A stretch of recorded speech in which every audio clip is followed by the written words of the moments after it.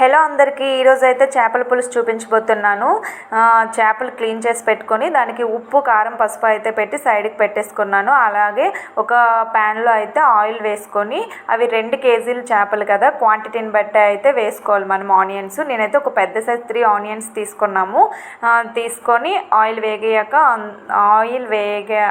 వేడయ్యాక అందులో అయితే ఆనియన్స్ వేసేసి, ఇంకా అలానే ఒక 3-4 పచ్చిమిరపకాయలు అండ్ కరివేపాకు వేసి అయితే వేగనివ్వాలి.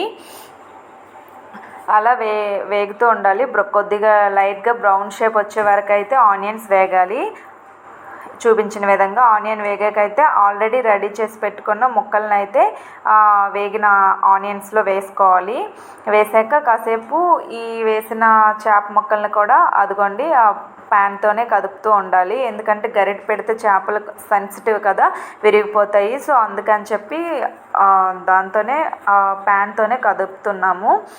అయితే ఈ చేపల పులుసు అయితే మా అక్క చేస్తుంది. మా అక్క చాలా బాగా చేస్తుంది. ఇదిగోండి ఈ రెడీ చేసి పెట్టుకున్న టమోటా ప్యూరీ కూడా వేసుకున్నాము. ఇంకా అది కూడా కాసేపు ఆ ముక్కలకి పట్టనివ్వాలి.